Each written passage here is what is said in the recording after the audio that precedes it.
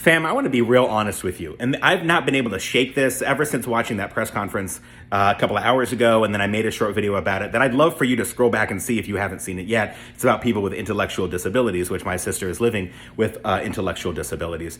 Let me just remark on the administration.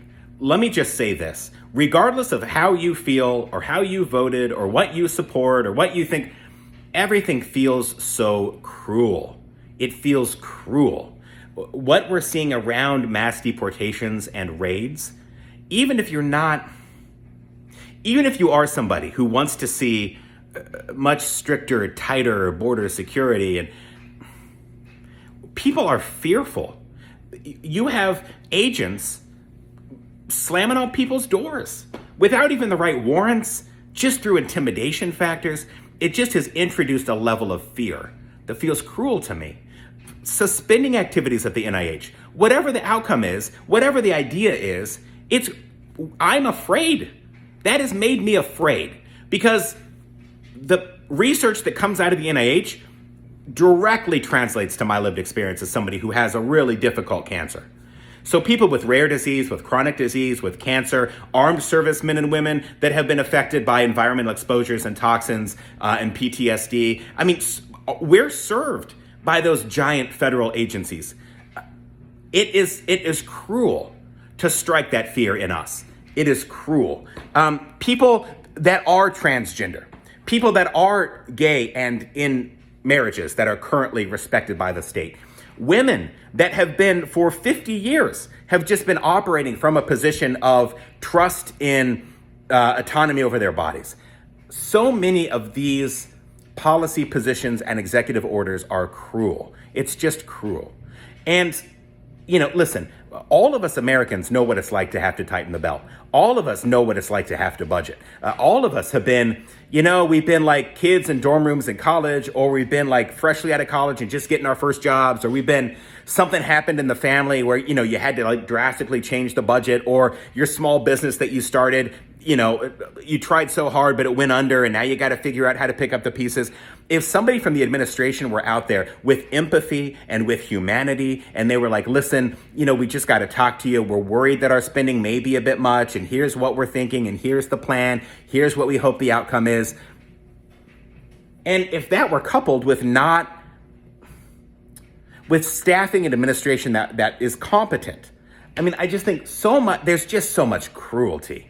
You have made people afraid. It's divisive to turn us against each other. It's divisive to take a tragedy that just happened and to blame DEI and people with intellectual disabilities, and as though, that moving away from diversity means you're moving toward merit.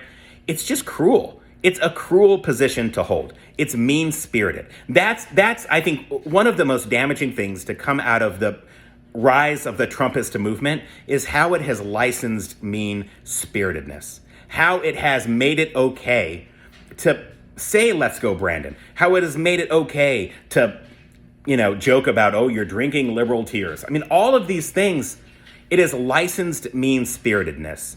And you can hold fiscally conservative positions. You can hold socially conservative positions. You can have, you can desire for tighter border security. I mean, nobody's saying that you can't hold those views, but the mean-spiritedness that has been unleashed, just in a day-to-day, it makes me emotional to talk about. Because many of us face challenges on a regular basis. I'm one of those people. And I don't need cruelty, and I don't need fear. I need support. I need a government that says, I'm here to serve you. I'm here to lift you up. I'm here to make sure that nobody falls through the cracks. I'm here to make sure everybody has health care. I'm here to make sure that every child can eat. I'm here to make sure that everybody has a chance at education so they can improve their social station just a little bit. Many Americans face challenges every single day. And the last thing that we need is cruelty from the highest office in the land. And I don't know how to see that man without also seeing the cruelty and the mean-spiritedness that he seems to bring to the office. And you might call me weak, and you whatever. I'm an American who faces challenges, and I'm in a family, and we face challenges. But we get up every day with resilience, and we say, here's another day. It's another chance to do good. It's another chance to excel at our jobs. It's another chance for our kids to learn something in school. We get up every day to do that, to balance our budget in our house, to give opportunities to our kids, to be contributing members of society at our jobs, to be good neighbors to our neighbors in our neighborhood. Every single day we get up despite our challenges, and I think 99.9% of Americans every single day are getting up to choose to overcome adversity, to overcome challenges, to be good neighbors, to be good coworkers, to be good spouses, to be good friends, to be good siblings. I think so many Americans are getting up to do that.